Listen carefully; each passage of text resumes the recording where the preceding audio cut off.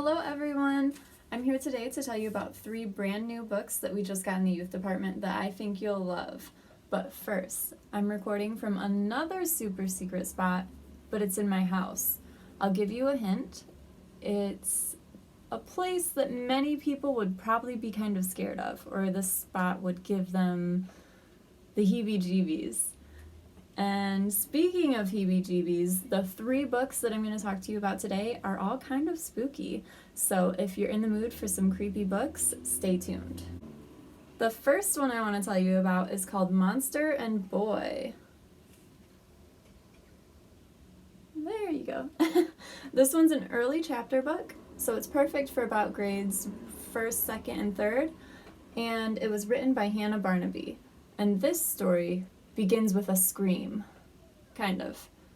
It actually begins with a bedtime story and a young boy who doesn't believe in monsters and isn't afraid of monsters until the monster under his bed hears him and he decides to come out and scare the boy, but then he realizes he doesn't want to scare the boy and it's too late and the boy's about to scream, so the monster swallows him.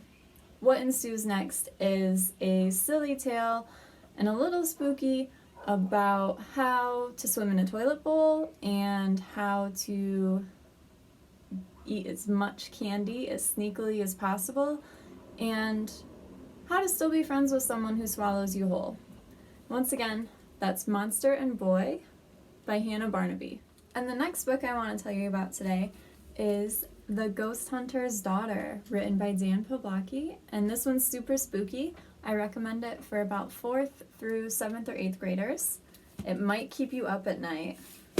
And this story begins with a knock, but no one's there. When Lucas, our main character, hears a knock at his door, he doesn't see anyone, at first anyway, and then there's a spirit. But the spirit looked familiar. It was his classmate Claire's mother who passed away a few years back, and she needs his help.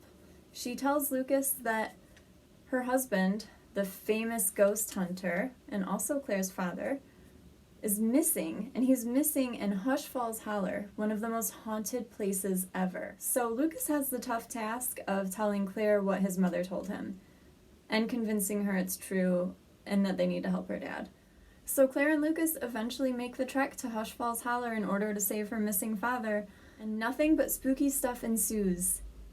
You might have to sleep with a light on for that one. For our final book, you should ask yourself, what do mutant alligators, living gargoyles, and blood-sucking bedbugs all have in common? Well, you'll find out in Urban Legends, a graphic novel written by Paul Downs and Nick Bruno with illustrations by Michael Yates. And that one's also perfect for about 4th through 7th or 8th graders. And this one begins with a move from Indiana to Brooklyn and a very upset main character, Dwayne, who doesn't want to be 20 hours away from his friends. And after that, we're immediately thrown into a mystery as Dwayne meets 3 kids in the neighborhood who seem to have a supernatural explanation for the recent rise in crime.